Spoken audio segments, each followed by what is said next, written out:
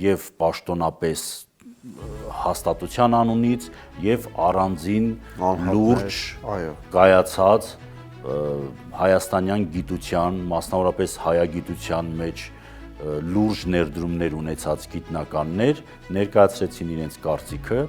որով ջրեցին այդ ներկայացված կեղծ թեզը իրական Հայաստանի եւ պատմական Հայաստանի հակադրման։ Մենք խնդիր չունեինք հարևանների հետ, հիմա պարզվեց, որ եթե մենք Արարատ ենք ասում, Արարատ անընդհատ, արհեստականորեն մենք ինքնիշխանության դեմ հարևանների նկատմամբ նկրտումներ ենք հանդես բերում, պահանջատիրություն է եւ այլն եւ այլն։ Բայց հայի մեջ այդ Արարատը ես կարող եմ ասել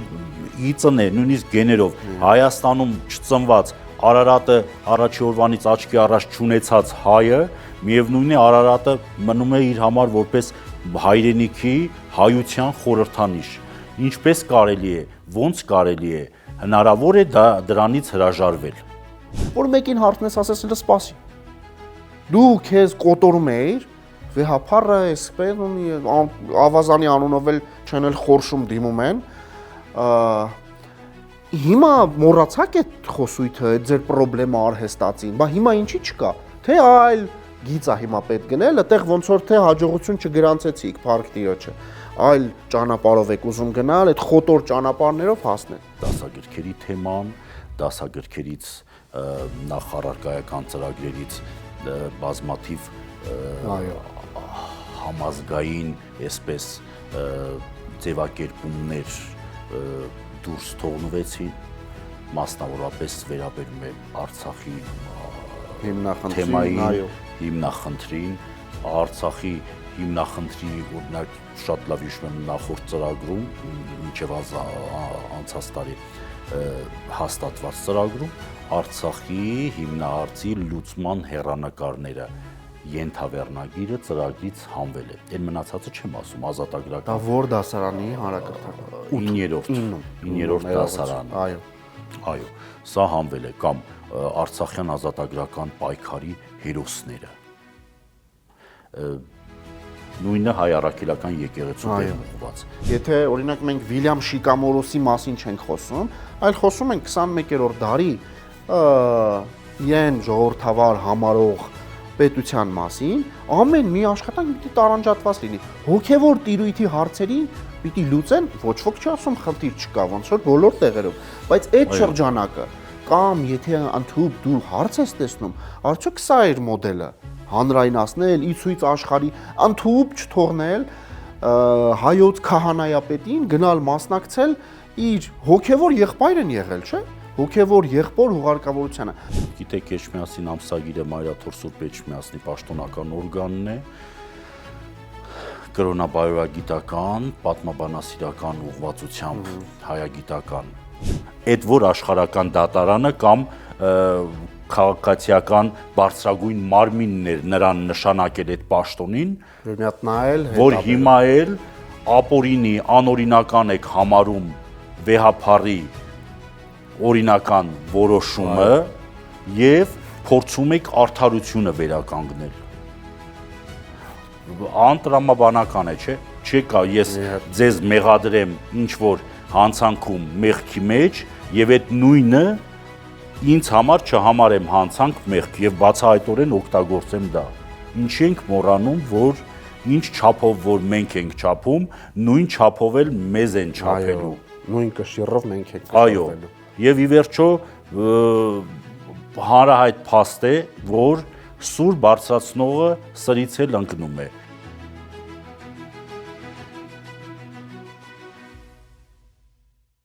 Ողջույն հարգելի հետևորդներ, եթերում Կոմպասիս Մորալիս հաղորդաշարն է։ Մեր այսօրվա հյուրը պատմական գիտությունների թեկնածու, կրթության կառավարման ոլորտի մասնագետ, Մայրաթոր Սուրբ Էջմիածնի Էջմիածին պարբերականի գլխավոր խմբագրի տեղակալ Արման Մալոյանն է։ Բարև ձեզ, պարոն Մալոյան։ Բարև ձեզ։ Շնորհակալ եմ մեր հրավերն ընդունելու համար։ Ես էլ եմ շնորհակալ հրավերի համար։ Ձեր հետ քննարկումը վաղուց էր սպասված, հաշվի առնելով կրթական քաղաքականության, եկեղեցու նկատմամբ տեղի ունեցող իրադարձությունների, ներեկեղեցական գործունեության, ի վերջո Էջմիածին պարբերականին, իր բովանդակությանը, գործունեությանը եւ հետո այսպես ասենք ազդեցության ոլորտին վերաբերող քննարկումների կազմակերպման նպատակով։ Առաջարկում եմ մեր հարցը սկսենք ամենակարևորից, որ ամեն ինչի հիմքն է կարծում եմ, ներկայիս կրթական քաղաքականության վերաբերյալ ձեր դիտարկումներով։ Ինչպես կգնահատեք կրթական քաղաքականությունը, կրթության, ընդհանուր գիտության ոլորտում իրականացվող քաղաքականությունը, վերջին կարելի ասել 3-ից 5 տարիներում, ընդհուպ մինչև 8 տարիներում, ինչը հաշվի առնելով կամ բազմաթիվ մասնագետներ համանցացում, գիտական ոլորտներում, գիտական շրջանակներում շարադրված, որ տեղի է ունենում, կարծեք թե քաղաքականության, այսպես ասենք, վերանայում ամեն ինչի նկատմամբ, հա, սկսած դասագրքից, բովանդակային հարցերից, կադրային քաղաքականությունից եւ ինչպիսի ազդեցություն սա կարող է ունենա եւ պետք է ունենա հանրության եւ հասարակության վրա, խնդրեմ։ Շնորհակալություն։ Դե գաղտնիք չեմ բացասնի, եթե ասեմ ցանկացած երկրի հզորության, բարգավաճման եւ այսպես ապագայի գրավականը կայացած ազգային դպրոցի արկայությունն է, գոյությունը, այդ ամեն ինչը սերունդների դաստիարակության կարևորագույն խնդիրը լուծվում է հանրակրթական դպրոցում։ Հետևաբար ցանկացած պետություն իր ուշադրության առանցքում կիզակետում պետք է ունենա հանրակրթությունը։ Այս տրամաբանության մեջ կարծում եմ ձեր նշած ժամանակաշրջանում իհարկե փորձեր արվում են բարեփոխումների ընդհանուր համակարգում, անվան տակ իրականացնելու ինչ-ինչ փոփոխություններ, բայց պիտի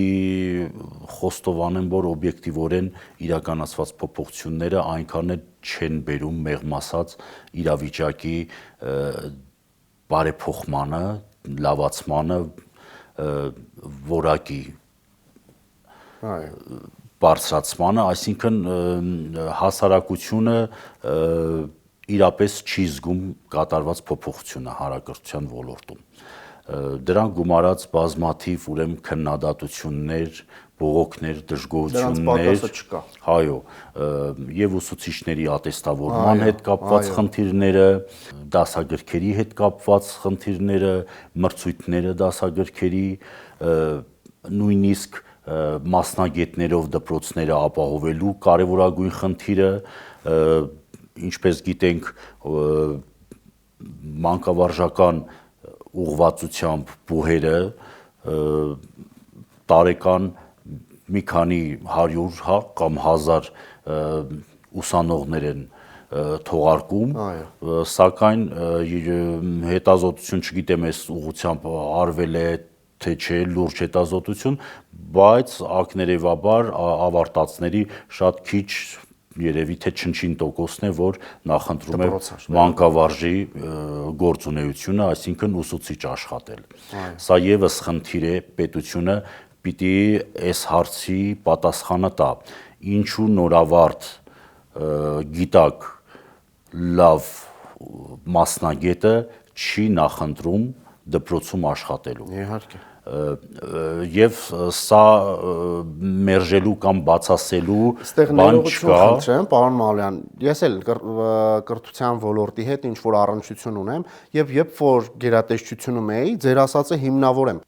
Մեզ գրություններ էր գալիս հատուկ մարմիններից, ամենահայտնի հատուկ մարմնից, որ դա եւս իրենք դիտարկում էին անվտանգային խնդիր, ուսուցիչների պակասը, մարզային հատվածներում, ընդհանուր քաղաքային հատվածներում ուսուցիչների պակասը, դրանց սակավաթիվ լինելը եւ ընդհանրապես որակի հարցը միշտ շեշտադրում էին նախարարությանը կրթության, որ ձեր ռազմավարական պլանավորման հիմնական թեզերում գրեք։ Ինչ խնդիր ունեք լուծեք, բայց մենք որպես այդ հավաքագրող մարմին, այդ ինֆորմացիան տեղեկատվությունը, այս խնդիրը լուծեք։ Այսինքն դա ընդհանուր այդ մարմիններում քննարկվող նյութ է։ Այո, դա ձեր խոսքը շարունակեմ այս առումով, որ շատ քիչ մասնագետներ են նախընտրում դպրոցներում աշխատել, ապացույց հենց միայն 1-2 տարի առաջ փակվեց կրթության նախարարության պաշտոնական թերթ կրթություն օրաթերթը, գիտեք, եւ շատ հաճախ ուսուցիչները բողոքում են, որ կրթության պաշտոնական օրգանում երևի թե կես էջից մինչև վերջ տպագրվում էին ուսուցիչների թափուր հաստիքների համալրման մրցույթները, որ դպրոցում ինչ ուսուցչի թափուր հաստիք է բացվել։ Բայց այդպես էլ դրանք պարբերաբար մի քանի ամիսը մեկ թարմացվում, վերահրատարակվում էր տեղեկությունը, այդպես էլ կամ դիմողներ չէին լինում, կամ մրցույթը չեղարկվում էր։ Այո։ Հիմա ինչի մասին էր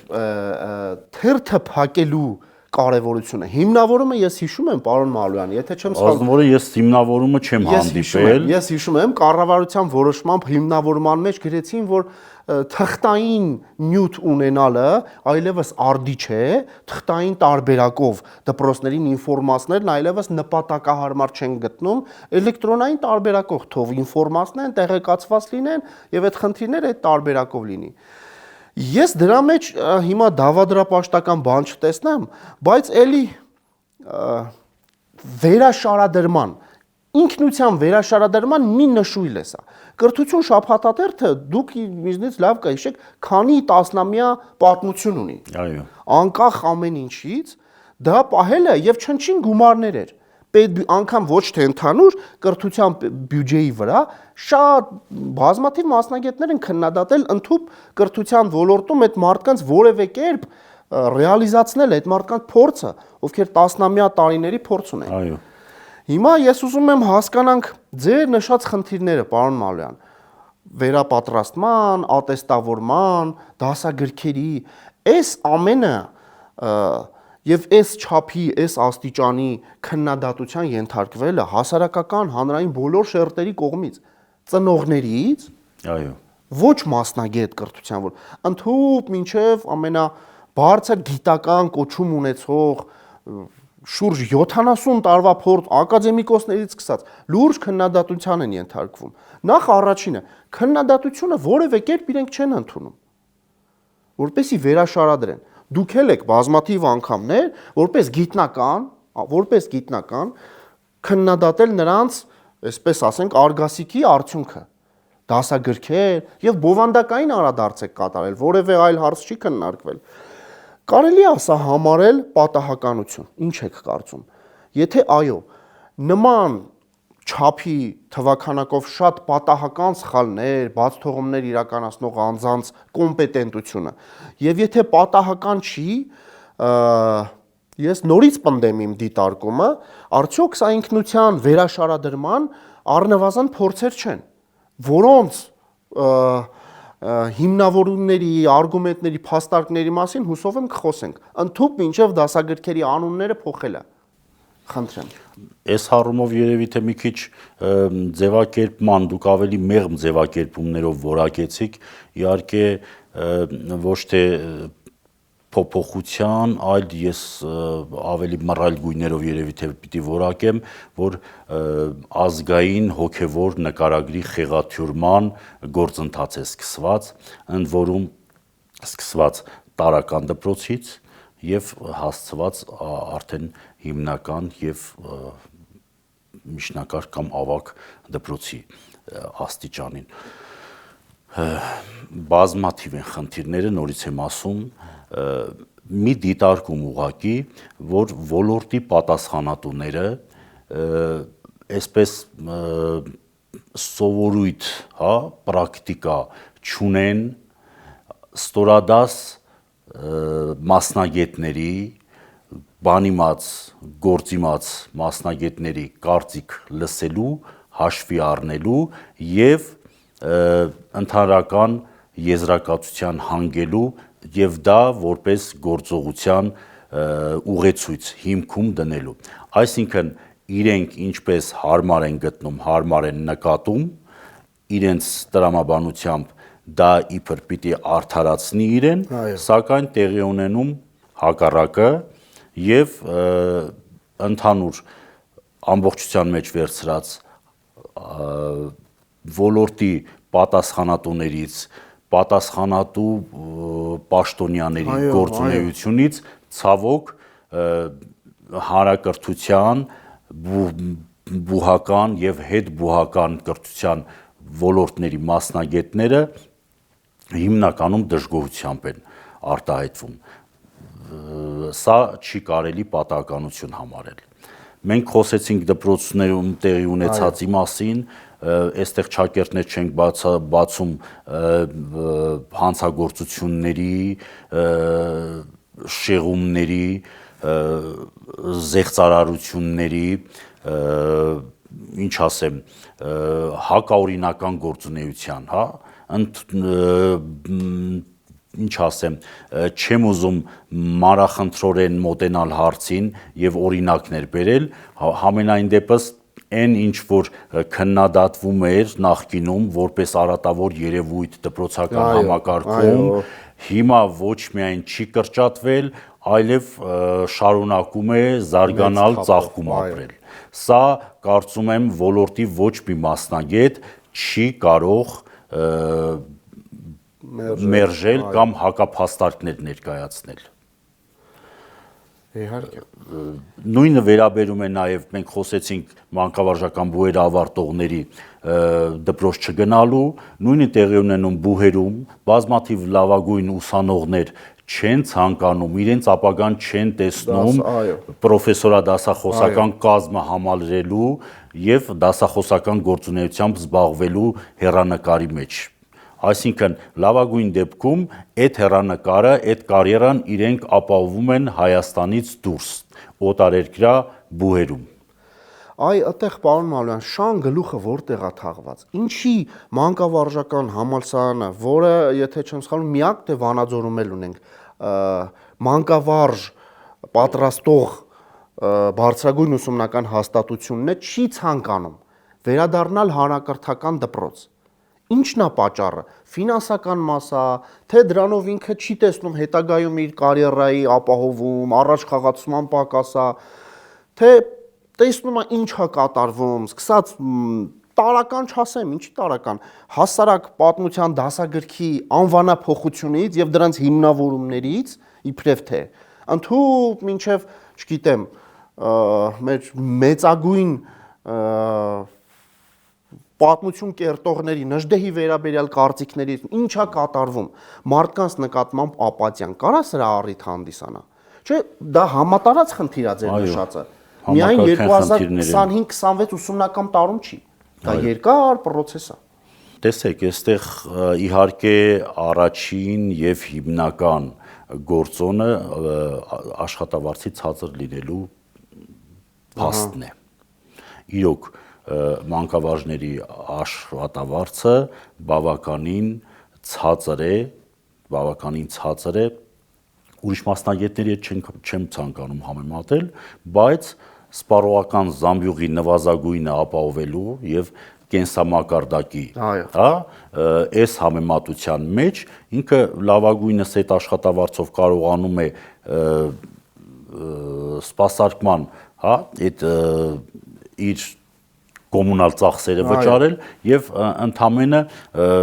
գոյություն պահպանել կամ մի կերպ գոյատևել։ Նվազագույն շեմի։ Դա որքան էլ կառավարությունը, նախարարությունը փորձեցին ատեստավորումների միջոցով ինչ որ փոփոխություն իրականացնել աշխատավարձերի բարձրացման, բայց դա իհարկե նախ համատարած բնույթ չի կրում, բարձրացել է ընդամենը 10 կամ 20% մանկավարժների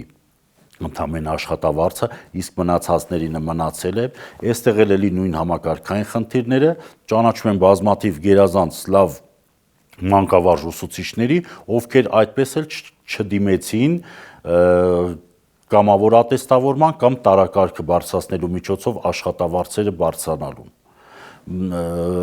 Այո, այդ process-ը կազմակերպելու մեջ նաև ուսուցչի մասնագիտական պատրաստվածությունը, նրա որպես կայացած մասնագետ լինելու վիրավորակի կամ չգիտեմ ոտնձգությունների նույնիսկ բաներ են նկատվում բազմամյա մանկավարժական փայլուն այսպես փորձ ունեցող մասնագետը իրեն կաշկանդված է զգում որովհետև այդ process-ը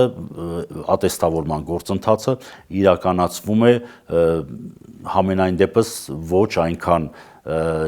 եւ արդարացի եւ թափանցիկ եւ նաեւ նորից եմ շեշտում այդ վիրավորանքի process-ը ինչով է դա պայմանավորված ես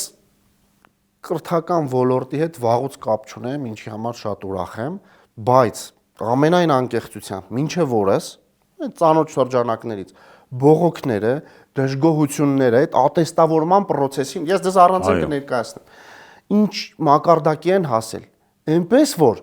գնահատման թեստավորման կենտրոնը ով որ պիտի կազմակերպի այդ process-ը չի կարողանում այդ բողոքների հոսքին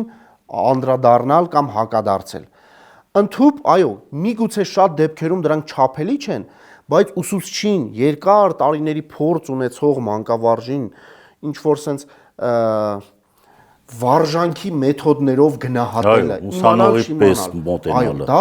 այո դա ինքնասիրության հարց է չէ մանկավարժի համար դա պատվախնդրության հարց է հանդիսանում եւ ինքը դրանից հետո պատկերացնում է մտնելու է դասարան հանդես է գալուս բազմաթիվ հարյուրավոր դպրոցի աշակերտների մոտ եւ նրանք գիտենք ինչպիսի հանրույթ է եւ ինչպիսի հակադարձ է լինելու չէ աշակերտների դեռահասների պարագայում քննությունը չհանձնած քննությունից կտրված ուսուցիչը որ գալիս է մտնում է մանկավարժ երբ պիտի ղեկավարի կրթական ուսումնական process-ը եւ այս մասին բազմաթիվ անգամներ քննադատել են ի ցույց են դրել մատնացույց են արել այդ պատասխանատուներին բայց որևէ կարգի փոփոխություն մեթոդի փոփոխություն տեղի չի ունենում այդպես էլ չի լինում այո համաձայն եմ այդպես այստեղ պետք է ոլորտի իրոք բանիմաց մասնագետներին հավաքել եւ վերհանել առաջարկությունները թերությունները եւ բարելավման ուղիներ մշակել որովհետեւ անհնար է առանց դրանց գործընթացը կատարելագործել լավացնել որակի առումով այստեղ տեսեք խնդիրները ինչումն են չէ որ ուսուցչական համայնքը ինքը շատ լավ ճանաչում է իր հետ տարիներով աշխատած մասնագետներին հասարակ բան ուսուցիչները իրենք օրինակներ են բերում իրենց դպրոցից իրենց հետ աշխատած գործընկերներից որ այս գործընկեր այս ուսուցիչը կարողացավ հաղթահարել ատեստավորումը եւ այս մյուսը այն մյուսը չկարողացան իհարկե բայց չէ որ իրենք շատ լավ ճանաչում են չէ իրար հետ միասին են աշխատում ի վերջո պարզ գիտելիքը փաստի չգիտեմ իրադարձության չափելի գնահատումը միշտ չի որ եւ հիմնականում հիմք չի ուսուցչի կոմպետենտությունը փորձառությունը ճիշտ գնահատելու համար ժամանակ է պահ է իրավիճակ է մարդը կարող է մոռանալ տիրապետել ստրեսի մեջ հայտնվել այլայլվել եւ այլն եւ ճիշտ պատասխանը չգտնի շփոթվի սխալվի եւ այլն բայց այդ պարզունակ վերարտադրական պատասխանը այոն կամ ոչը ճիշտը կամ սխալը գտնելը այդքան կարևոր է չէ որ ուսուցչի գործունեության մեջ կարևորվում է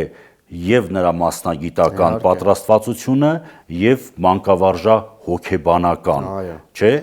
շատ կարևոր է սովորողների հետ աշխատանքային նպաստավոր մթնոլորտի ստեղծումն ու հաղորդակցության ապահովումը դրա համար կարծում եմ որ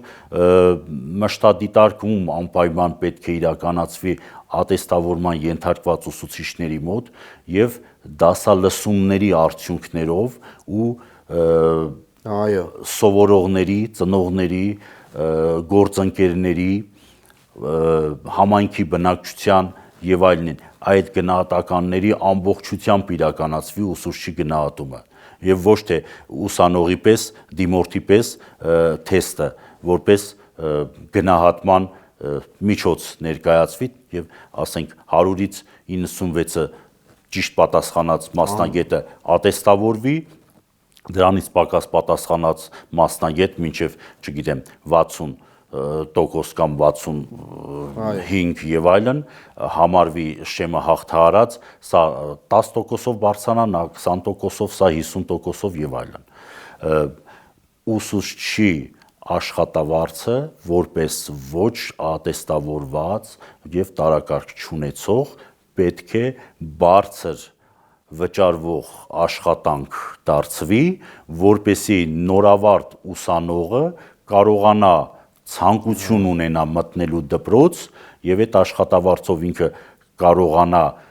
ոչ միայն արժանապատիվ ապրել, այլև կարողանա ապահովել իր ապագան, այսինքն եւ բնակարան ձեռք բերելու եւ մնացած հարցերը լուծելու համար։ Թե չէ, եթե այդ աշխատավարձով նա ընդամենը կարողանալու է մի կերպ կամ բավարար չափով, միջին չափով ապահովել իր ապրուստը, բնականաբար կարճ ժամանակով հա, ինչքան էլ այսպես ոգևորված ապագայի նկատմամբ, չգիտեմ, այսպես լավ տրամադրված, լավատեսությամբ մանկավարժի մասնագիտությունը ընտրած ուսանողը ի վերջո կանգնում է դառը իրականության առջև։ Ինքը կանգնելու է ընտրության։ Եթե գնաց դպրոց 1 տարի, 2 տարի, 3, մի քանի տարի դիմացավ, բայց այլևս դժվար թե շարունակի այս պայմաններում աշխատել։ Խնդիրը սա է եւ դրա համար պետք է ոչ թե ատեստավորման եւ մի քանի առանձին դեպքերում թեկուզ դա 10, 20 կամ 25% ուսուցչական համայնքի պարագայում է, կարծում եմ, որ սա պետք է ընդհանուր ուսուցչական անձնակազմի բոլորի աշխատավարձը համատարած բարձրացվի եւ ակնկալիքներն էլ բարձրացվեն եւ նույնիսկ դրանից հետո միայն խրախուսվի ատեստավորումների կամ տարակարգի ձեռքբերման միջոցով ավելի բարձրին, ավելի շատին ձգտումները իրականացնելու համար։ Ամբողջությամբ վերցած, այս աշխատավարձը այն աշխատավարձը չի, որ երիտասարդ մասնագետին քաշի ձգտի բերի դեպի դպրոց։ 1400 դպրոց ունենք, եթե չեմ սխալվում, շուրջ։ Այո։ Եվ նրանց մանկավարժների թվաքանակը 36000, եթե չեմ սխալվում, պետական հանրակրթական դպրոցներին, 2000 էլ մասնավորին։ 38000 ընդհանուր։ 38000 մանկավարժից, եթե չեմ սխալվում, շատ քիչ 10%-ի շրջան, եթե չեմ սխալվում։ Եվ դա չի կարող գերակշիռ հատված զանգված համարվել եւ այսպես ասենք վարակիչ լինի մյուսների համար։ Շատ շատերը, նաեւ ձեր նշած, իմ նշած, իրենց գործունեության մեջ չեն տեսնում այդ հատվածը, որպեսզի կարողանան ատեստավորման վերապատրաստման միջոցով առաջխաղացումն ապահովել։ Ընդհուպ ոչ միայն մեթոդիկան, որ դուք նշեցիք, այլ նաև դրանցում առկա բաց թողումները, ոչ միանշանակ առաջադրանքները խնդիրների եւ բազմաթիվ խնդիրների հիմք են հանդիսացել։ Մի մասի հետ մեծ շփում ունեմ, դրանք մինչև օրը շարունակվում են այդ խնդիրները չլուծված մնալ։ Ես կուզենայի ձեր հետ քննարկեինք մի հարց մասնավորաբար, դուք որպես պատմաբան, գիտությունների թեկնածու եւ որպես դասագրքաստեղծ մարմնի հետ առնչություն ունեցող մասնակից եղած պատասխանատու անձնավորություն, ինչպես կհիմնավորեք իրականում փաստը որն էր հայոց պատմություն ուսումնական կրթական առարկայի վերանվանումը, ինչն էր հիմքը, ինչը դրդեց, ինչ է նշանակում Հայաստանի պատմություն եւ ինչ որ հիմնավորումներ, մի քիչ մեղմ ասեմ, էլի, ոչ մասնագիտական շրջանակների ականջին հաճո։ Ինչ գործ ունենք մենք Կիլիկիայի հետ, Կիլիկյան Հայաստանը հայոց պատմությունն է, Հայաստանի պատմություն չէ։ Եվ այսպիսի հիմնավորումներ, որոնք որ առաջին հայացքից մի փոքր կապ ունեցող այդ ոլորտների հետ մարդու համար նվազագույնը տարակուսանքի առիթ են հանդիսանում։ Ոչ ոքի մտքով չէր անցել մեր քերթողահորից սկսած մինչև մորեն Հայաստանի պատմություն անվանակոչել դա։ Ինչն է պատճառը, որ ամեն ինչ փորձում են վերասահմանել։ Որտեղ աստեղ խնդիրը, խնդրեմ։ Պետք է վերադառնանք նորից այն նախկին դիտարկմանը, որ որոշում կայացնելուց առաջ համապատասխան ոլորտի փորձառու բանիմաց մասնագետների հետ քննարկումներ չեն անցկացվում, կարծիքներ, առաջարկություններ չեն լսվում, չեն արձանագրվում եւ համապատասխան վերլուծության չեն ենթարկվում ու դրանց հիման վրա չի ձևակերպվում վերջնանպատակը։ Նույնը կարծում եմ, ոչ թե կարծում եմ, համոզված եմ եղավ այս դեպքում։ Գաղտնիք չէ, որ դա քաղաքական որոշում էր անվանափոխությունը եւ բազմաթիվ մասնագետներ, մասնագիտական կառույցներ, հաստատություններ եւ պաշտոնապես հաստատության անունից եւ առանձին լուրջ կայացած հայաստանյան գիտության, մասնավորապես հայագիտության մեջ լուրջ ներդրումներ ունեցած գիտնականներ ներկայացրեցին իրենց կարծիքը, որով ջրեցին այդ ներկայացված կեղծ թեզը իրական Հայաստանի եւ պատմական Հայաստանի հակադրման։ Այո։ Որ մեզ պատմաբաններից եւ կարծում եմ նաեւ հայ քաղաքացիների համար միևնույն է դա հասկանալի կամ համոզիչ ավելի շուտ համոզիչ չէ այդ հակադրությունը արհեստականորեն հրապարակ նետված համեմատություն է դա եւ մասնագետները իրենց խոսքում նշեցին որ հայք գրափարյան ձևակերպումը ունեցել է եւ հայաստաններ իմաստը եւ հայեր հավաքական գոյական որպես ժողովրդի ներկայացուցիչ իմաստը եւ այդ հայք բառի հոգնակի սեռական հոլովը դառնում է հայոց, որը նշանակում է եւ հայաստանների եւ հայերի, այսինքն հայոց լեզու եւ հայերի լեզու եւ հայաստանների լեզու։ Մենք այստեղ հայոց լեզու ասելիս չենք բերում արհեստականորեն պատմական Հայաստանների լեզուն է սա, թե ներկայիս Հայաստանի լեզուն է։ Հայոց լեզուն հայերի լեզուն է, Հայաստանների լեզուն է։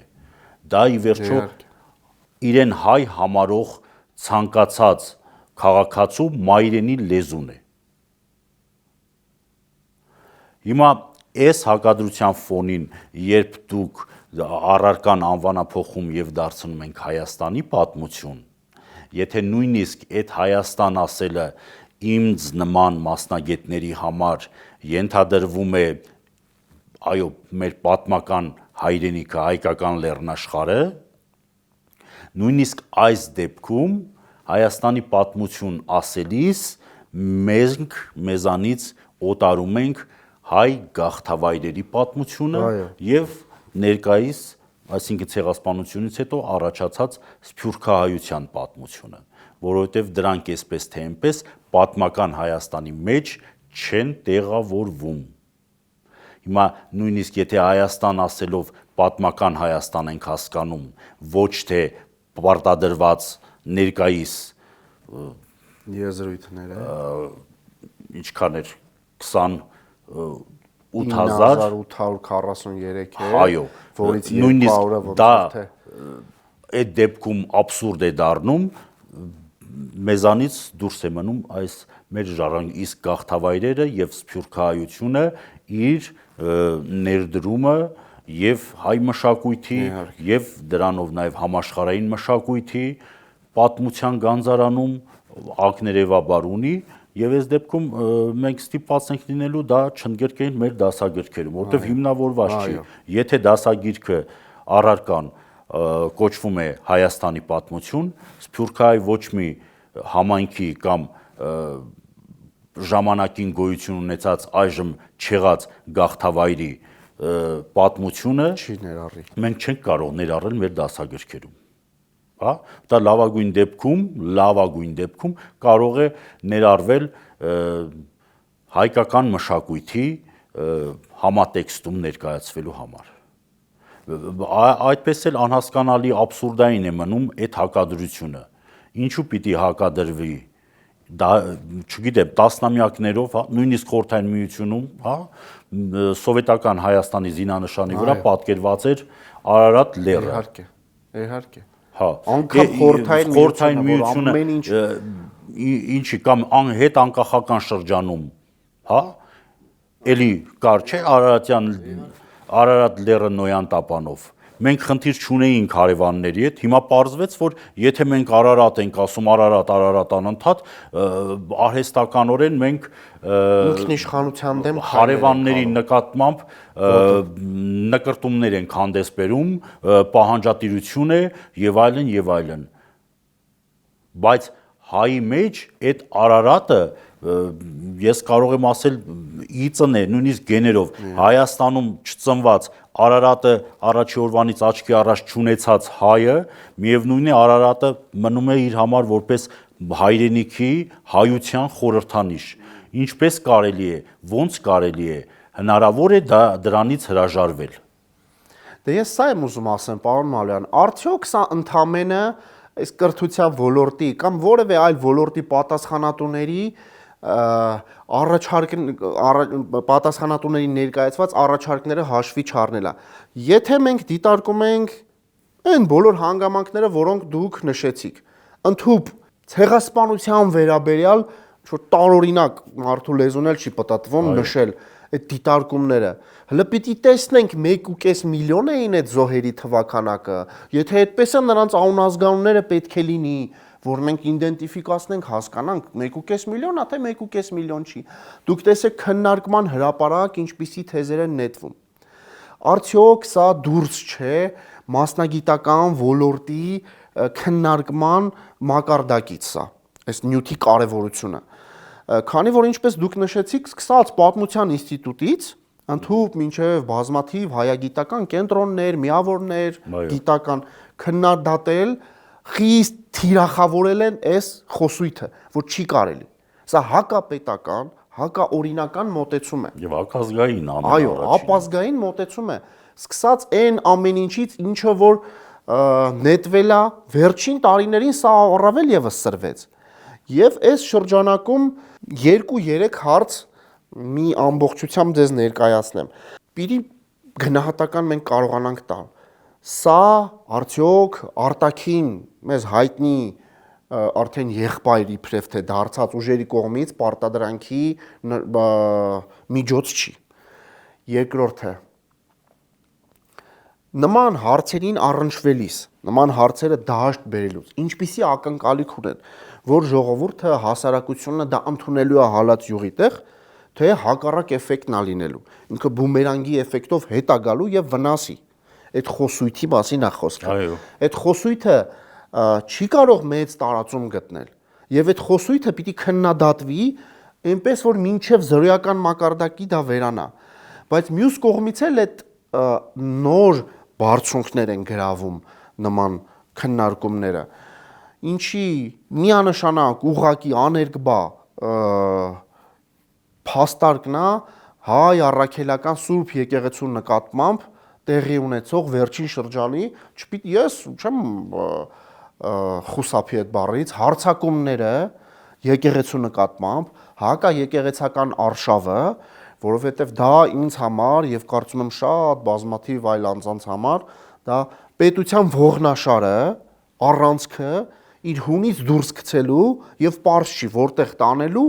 այն հիմնական քայլերից մեկն են։ Այսինքն որևէ արգելք, որևէ սահմանափակում,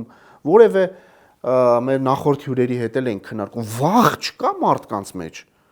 որ գործը հասել է ընդհուպ հայ առաքելական Սուրբ եկեղեցուն։ Եվ ինչ է կարծում, էլ ինչ բարձունքներ հնարավոր է գրավեն այս պատասխանատուները, անձինք, ովքեր չեն խորշում որևէ բանից։ Տեսեք, մի պահ սկսել էին այդ քարոզը, հիմա մոռացան։ Վեհափարի նկատմամբ, սրբազանների նկատմամբ այդ խոսույթը, ժողովրդի մի մասը էլ հետևից գնում է, որ մեկին հարցնես ասես սպասի։ Դու քեզ կոտորում էիր, վեհապարը էսպեն ունի ավազանի անունով էլ չեն էլ խորշում դիմում են։ Հիմա մոռացաք այդ խոսույթը, այդ ձեր խնդրեմը արհեստացին, բա հիմա ինչի չկա։ Թե այլ գիծա հիմա պետք գնել, այդտեղ ոնց որ թե հաջողություն չգրանցեցիք Փարք Տիրոջը, այլ ճանապարհով եք ուզում գնալ, այդ խոտոր ճանապարհներով հասնել։ Եկեղեցու նկատմամբ այս մոտեցումը եւ այս հանրագումարը, հանրակրթական դպրոց, եկեղեցի, մշակույթ, դասագրքերի վերաշարադրում, ցեղասպանության այդ խիստ զգայուն հարցերի նկատմամբ այլընտրանքային անալոգային մոտեցումների ցուցաբերում, այս ամենը խնդրում եմ վերաբերմունք ցույց տաք եւ որպես մի ներկապանակ, մի ամբողջության մեջ ներկայացնելու, երևալու եւ ներդնելու արդյոք հիմք չունենք մենք։ Համաձայն եմ, տեսեք, նշեցինք իրականացված տարբեր ոլորտներում, հա, ազգային կառույցների կամ կրթության ոլորտում կարևորություն ունեցող, մասնավորապես դասագրքերի թեման, դասագրքերից նախարարական ծրագրերից բազմաթիվ համազգային, այսպես ձևակերպումներ դուրս թողնվեցին, մասնավորապես վերաբերում է Արցախի թեմային, հիմնախնդրին, Արցախի հիմնախնդրի, օրինակ շատ լավ հիշում եմ նախորդ ծրագրում, մինչև անցած տարի հաստատված ծրագրում, Արցախի հիմնահարցի լուծման հեռանկարները ենթավեռնագիրը ծրագրից հանվել է։ Այն մնացածը չեմ ասում, ազատագրական։ Դա որ դասարանի հանրակրթական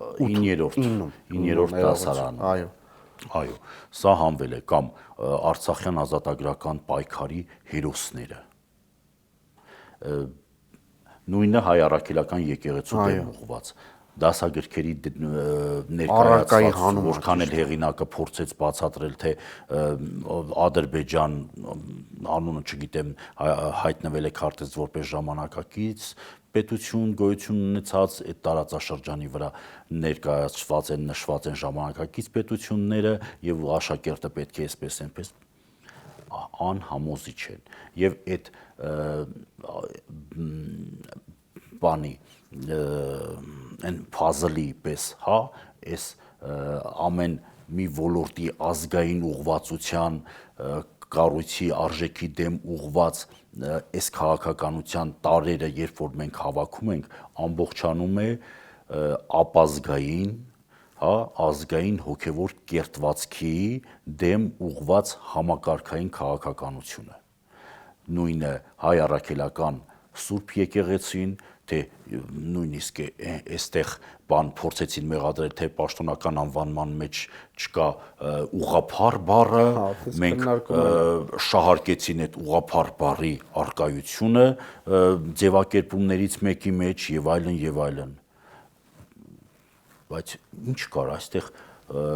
չի հասկացել, չեմ քրիստոնեական ընդհանրական եկեղեցին այսօր ներկայանում է 3, հա, հիմնական ուղղություններով՝ կաթոլիկ եկեղեցի, ուղղափառ օրթոդոքս եկեղեցի եւ արևելյան ուղղափառ եկեղեցիներ, որոնց մեջ նաեւ հայ առաքելական եկեղեցին։ Հիմա որ միշտ չի որ նշվել է որ ուղղափառ, բայց դրանից հայ առաքելական եկեղեցու ուղղափառությունը ոչի կորչում։ Հարմար չեն գտել, որովհետև այդքան ակնհայտ ճշմարտություն է դա, որ հայ առաքելական եկեղեցին իր ինչ ասեմ, հիմնադրման օրից որդեգրած քրիստոսաբանությունը, դավանաբանությունը դարերով պահպանել է, չընդունելով հետագայում, գիտեք, քրիստոնեական եկեղեցու առաջին մեծ բաժանման սխիզմայի պատճառ դարձած Քաղկեդոնի եկեղեցական որոշումները Քրիստոսի երկու բնության մասին։ Մոնիզմ, դուալիզմ։ Հայ առաքելական եկեղեցին հավատարիմ է մնացել ընդհանրական եկեղեցու որդեգրած քրիստոսաբանությանը, դավանաբանությանը եւ դարերով դա պաշտպանել հասցրել է մինչև մեր օրերը։ Դրա մեջ նաև ներողություն մենք տեսել ենք մեր ազգային եկեղեցու ինքնուրույնությունը պահպանելու, ինչպես որ մենք որպես ժողովուրդ դարերով ձգտել ենք ինքնիշխանության, անկախության, չհանդուրժելով օտարի լուծը, նույնպես հայ առաքելական եկեղեցին չի ցանկացել ենթարկվել ոչ արևմտյան հռոմեական կաթոլիկ եկեղեցուն եւ ոչ էլ արևելյան հունական ընդհանրական ուղղափառ եկեղեցուն։ Հիմա արհեստականորեն այս թեզերը շրջանառելու իմաստը որն է, ակնհայտ է, որ այդ ամեն ինչը ուղղված է որպես միասնական հոգեմտավոր ամբողջության, խաթարմանը, այդ պարակտմանը, որովհետև ակնհայտորեն եկեղեցու դեմ ուղղված այս արշավի ընթացքում եղան նաև հայ առաքելական եկեղեցուն եւ ամենայն հայոց կաթողիկոսին սատարող անձինք, ովքեր խոստովանեցին, որ իրենք հայ առաքելական եկեղեցու հետևորդ չեն, աթեիստ են, նույնիսկ աթեիստ են։ Այսինքն աթեիստը ինքը հասկանում է, որ սա ոչ միայն անձի քաղաքացու մարդկային իրավունքների դեմ է ուղղված, այլև ազգային եկեղեցու, որպես ազգային կառույցի դարերով հայ ժողովրդի ազատագրական պայքարը, մշակույթը պահած, շահած, պահպանած եւ զարգացրած ու հաջորդ սերունդներին փոխանցած եւ փոխանցող կառույցի դեմ է ուղղված սա։ Այսինքն սա խփում է ազգային միասնության, համախմբման այդ հիմքերին եւ ընտանիքին, հայոց եկեղեցուն, մեր մշակույթին, լեզվին եւ մենք նույնիսկ այսինքն մենք ասելով այստեղ նկատի չունեմ հասարակ հայությանը ժողովրդին, այլ վերնախավին, պաշտոնական ներկայացուցիչներին, ովքեր իրականացրեցին իրենց հայտարարություններով նաև սփյուռքահայության մեկուսացումը, օտարումը, տարանջատումը բուն հայաստանաբնակ հայությունից։ Այսինքն օրինակներ չեմ ուզում բերել, մամուլը տարբեր օրգաններում եւ տպագիր մամուլի եւ էլեկտրոնային մամուլի օրգաններում փնտրելու դեպքում շատ օրինակներ կարող են գտնել սրա մասին, որ ինչպես են սփյուռքահայերին բերանը փակում, խոսքը կտրում եւ եթե այդքան մտահոգ եք Հայաստանի ճակատագրով ապագայով, ինչու չեք տեղափոխվում ապրելու Հայաստանում, հա? Եվ այլն եւ այլն։ Իսկ մոռանում ենք որպես պետություն այս ընթացքում մենք ստեղծել ենք արդյոք այնպիսի պայմաններ, որ սփյուռքահայության ներկայացուցիչները ցանկանան ներգաղթել, վերաբնակվել Մայր Հայաստանում։ Ինչքան էլ փորձում ենք թվային որոշ ցուցանիշներ ներկայացնել, թե վերջին տարիների ընթացքում տեղի ունեցել այսպիսի դրական դինամիկա եւ արձանագրվել է Հայաստան վերադառնալու կամ իբրև թե ներգաղթ վերաբնակվելու կամ բնակություն հաստատելու դեպքեր, այնուամենայնիվ կարծում եմ դրանք այնքան մասնավոր շատ քիչ իհարկե ուրախալի փաստ է, ամենայն դեպս դա այն ինչ ասեմ, բանը չի, որ նպաստի հետագայում շարունակվելու։ Դրանք շատ դեռևս հեռու են լուրջ ներկայանալու, ինչ ասեմ, համոզիչ լինելու փաստից, բայց ամենայն դեպս կարծում եմ, որ հայ ժողովուրդը միասնական է Հայաստանով եւ Սփյուռքահայ համայնքներով եւ ամենևին պետք չի սեպ խրել, եթե Սփյուռքից առողջ քննադատություն, առաջարկություն, լուծումներ են առաջադրվում, պետք չի անմիջապես փակել այդ խոսափողը եւ միանգամից պատնեշ բարձրացնել, ասել դու ներկայացնում ես այն պետության շահերը, որտեղ ապրում ես, ես սա Գործ քո չունես, պատմական հայրենիքն է, դու Հայաստանի լիիրավ քաղաքացի չես ապրում, աշխատում, չգիտեմ, ամեն քո գործունեությամբ կապված չես մայր հայրենիքի հետ, հետևաբար չես կարող մասնակցություն ունենալ քաղաքական, ներքաղաքական կյանքին։ Մի ուրիշ հարց էլի, պարոն Մալոյան, որ նշեցինք այն եկեղեցու, կրթության ոլորտի, հանրակրթության, ընդհանրապես կրթական բլոկին, այս հարցերի պատասխանատուները պետք է իրենց շրջանակը գիտակցեն, չէ՞։ Այսինքն, ինչպես կարելի է քննարկման դաշտ նետել եկեղեցու ուղղափառ լինել, չլինելու, ես ուրիշ որակում չեմ ուզում տամ, խորշեմ հիմա եթերում որակում տալուց։ Սա նվազագույնը գրագիտության հետ կամ կապված հարց է, իսկ եթե դու նվազագույն գրագիտության չափ ունես, արդյոք սա մարդ պիտի հանձն առնի նման բարձրագույն հարցեր քննարկելու։ Արդյոք սա մեր սուրբ հայրերի որոշելիքը չէր։ Եկեղեցու կանոնական կյանքով ապրող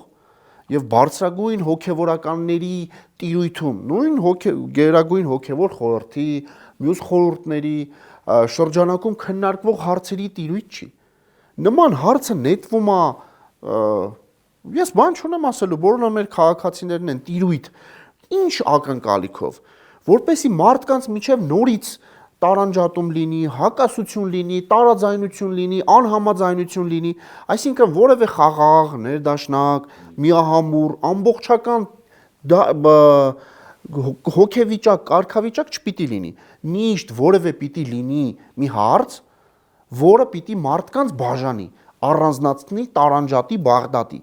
որով հնարավոր կլինի այդ բաղդատված կողմերից որևէ մեկի նկատմամբ ազդեցություն ունենալ։ Ես ուզում եմ հասկանալ Էջմիածին պարբերականը, որի պատասխանատուներից եք նաև դուք, ինչպիսի գործունեություն է ծավալում այս հարցերը լուծելու համար։ Անդրադառնում եք հասարակության մեջ հոգևոր, եկեղեցական հարցերին, չգիտեմ, պահքի շրջանում ներկայացվող հարցադրումներին, որպեսզի եկեղեցին ել ավելի շատ բացվի հասարակություն եւ այդ կոմունիկացիան, փոխհաղորդակցությունը ավելի բարձր մակարդակի վրա, որպեսզի մարդկանց ասեն, իրենք այս բառը շատ են սկսել օգտագործել, եղբայր, ամեն մեկը իր հարցը պիտի լուծի։ Չի կարող երկրի այլ անձ մանկապարտեզի տնօրեն նշանակել չնշանակելու հարցերին հաղորդակից լինի, չի կարող։ Եթե մենք խոսում ենք ոչ թե միապետական կարգի մասին, միապետին օժտված են բոլոր օրենսդրական, ենթաօրենսդրական իրավասություններն ու լիազորությունները, եթե օրինակ մենք Վիլյամ Շիկամորոսի մասին չենք խոսում, այլ խոսում ենք 21-րդ դարի իրեն ժողովրդավար համարող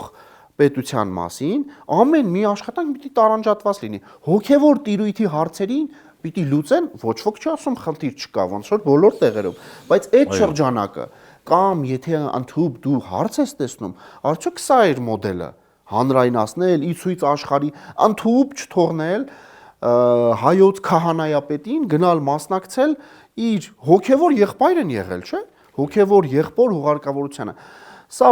ես կարծում եմ իրավական հարցերից դուրս շրջանակ է, էլի։ Սա կարելի է ասել նենց բարոյականության հարցեր, սահմաններ շրջանցող հարց է։ Արդյոք չէր կարելի միջնորդել այլ մյուս մարմինները, որպեսի թույլ տան վեհափառ հայրապետը գնա այդ կարևորագույն միջոցառմանը մասնակցի, որպես հայոց եկեղեցու գլուխ եւ վերադառնա իր հոգևոր ծառայությանը։ Ինչն է այստեղ խնդիրը։ Ինչ հարց ենք մենք լուծում։ Չէ՞ որ այս վերքերը, այս վնասները հետագայում տասնամյակներ են պահանջելու, որպեսի նոր սկսեն սրանք կարգավորվել, ինչպես իրենք են ասում, բարեկարգել եկեղեցին։ Հա, սրանք այս վնասները 1-2 սրբազանների կալանավորումը, բարձրաստիճան հոգևորականների նկատմամբ կամ եկեղեցին կարգալույծ անձանց միջոցով հոգևոր միջոցառումներ մկրտություն իրականացնելը, իրավական մասը թողնենք, սա բարոյագիտական, հոգևոր շատ նուրբ հարցեր են։ Հետագայում ժողովրդի մոտ այդ վերականգնողական շրջանը ծանր անստելու։ Իսկ քո տարածաշրջանը, նենց դու կենտրոնական Եվրոպայում չես գտնվում, որ խնդիրներից հեռու լինես, որևէ հարց չլուծվի, խաղաղություն ասվածը իր ամբողջ բնույթով խաղաղություն լինի, ոչ թե այլ թեզը հարմարացնել, պրոյեկտել խաղաղության վրա։ Ինչի մասին է սա խոսում։ Կուզենայի հասկանալ մասնավորաբար Էջմիածին պարբերականը այս հարցերի արձագանքման, հաղորդակցման ինչպիսի մեթոդներ է կիրառում։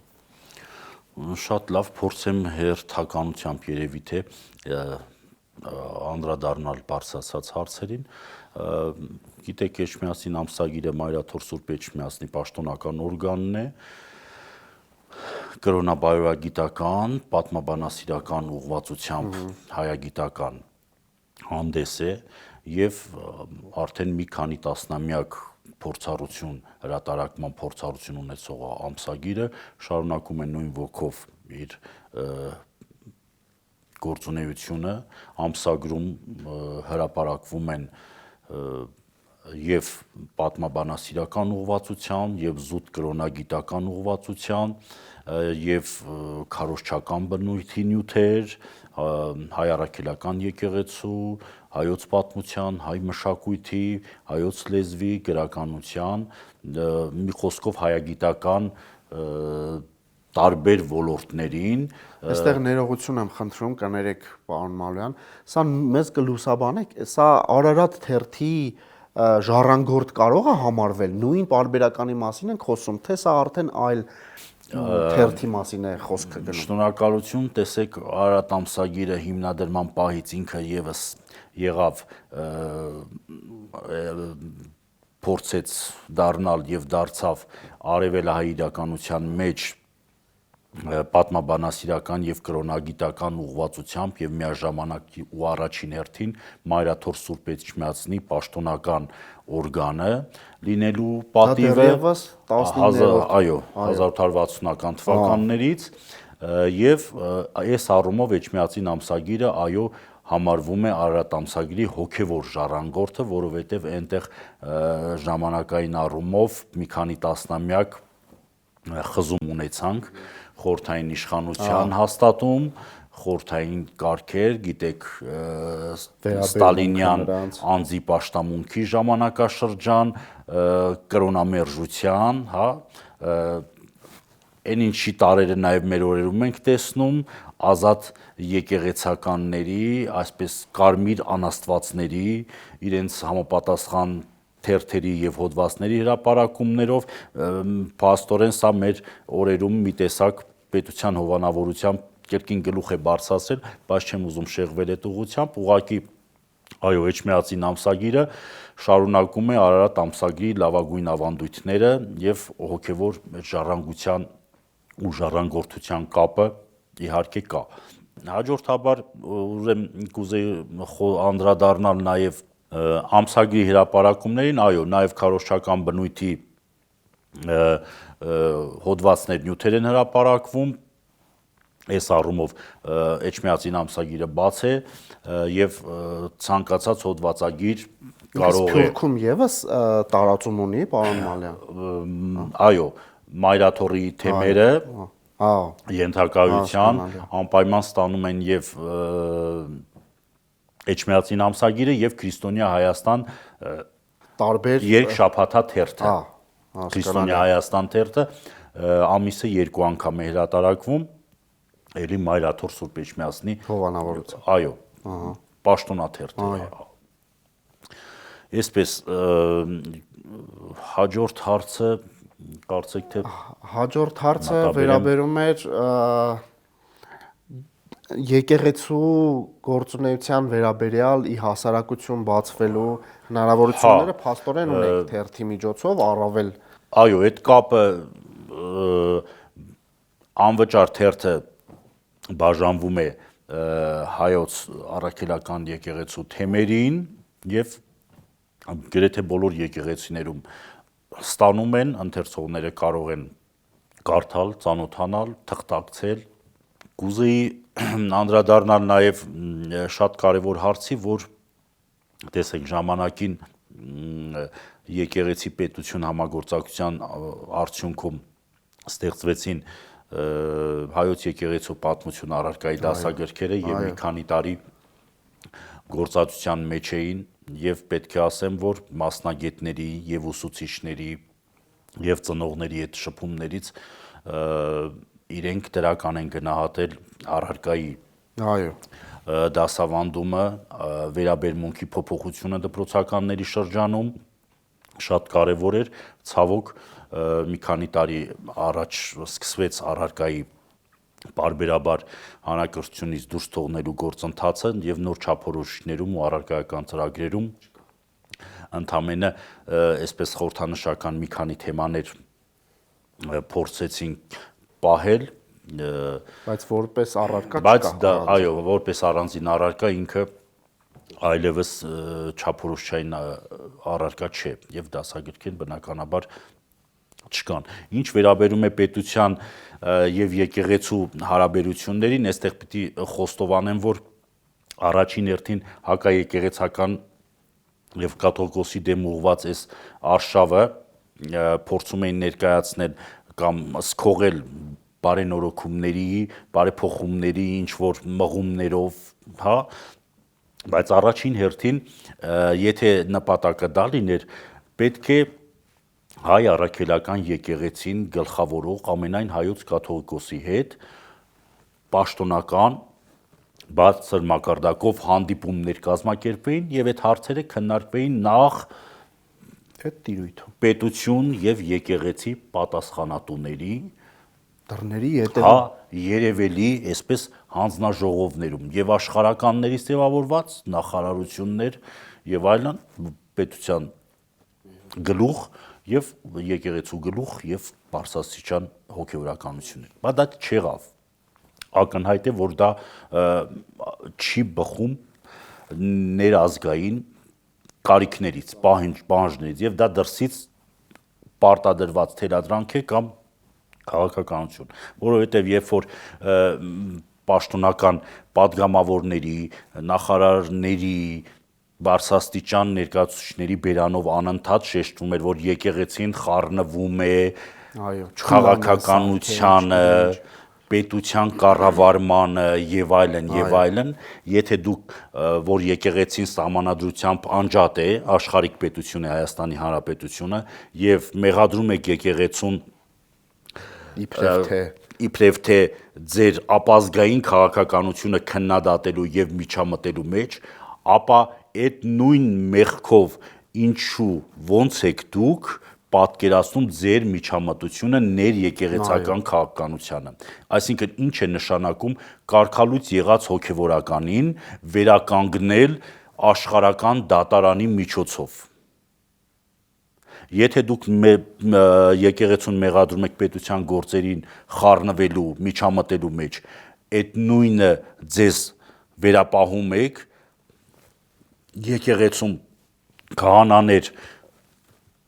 վերականգնելու իրենց պաշտոններում կամ թեմերի առաջնորդներ, ովքեր կարգալույց են եղել կամ պաշտոնազրկվել են։ Հիմա դատարանով, աշխարհական դատարանով վերականգնում եք նրա ճակերտավոր այսպես իրավունքները։ Այդ որ աշխարհական դատարանը կամ քաղաքացիական բարձրագույն մարմինն էր նրան նշանակել այդ պաշտոնին, որ հիմա էլ ապօրինի անօրինական եք համարում վեհափառի օրինական որոշումը եւ փորձում եք արդարությունը վերականգնել։ Անտրամաբանական է, չէ՞։ Չեկա ես ձեզ մեղադրեմ ինչ որ հանցանքում մեղքի մեջ եւ այդ նույնը ինձ համար չհամարեմ հանցանք մեղք եւ բացահայտորեն օգտագործեմ դա։ Ինչի ենք մոռանում, որ ինչ չափով որ մենք ենք չափում, նույն չափով էլ մեզ են չափելու։ Նույն կշիռով մենք ենք կշռվելու։ Եվ ի վերջո հանրահայտ փաստ է, որ սուր բարձրացնողը սրից էլ ընկնում է եւ այստեղ կարծում եմ այլընտրանք չկա, այսինքն փորձենք մենք տեսնել մեր աչքի գերանը, հետո փորձենք ուրիշի աչքի մեջից շուղը հանելու, բայց մենք չենք շարժվում այդ տրամաբանությամբ, այսինքն մեզ սա է ձեռ տալիս, սա ներկայացնում ենք օրինականը, որ սա է, Այսինքն ցանկալին ներկայացնում ենք իրականության տեղ։ Հիմա փաստացի ընդունված է, որ այն ձեր ասած արշավները, այս մյուս խոսույթը, չգիտեմ, այս հարցի բարձրաձայնները անմիջապես դրան հաջորդում է դրսից պարտադրված որևէ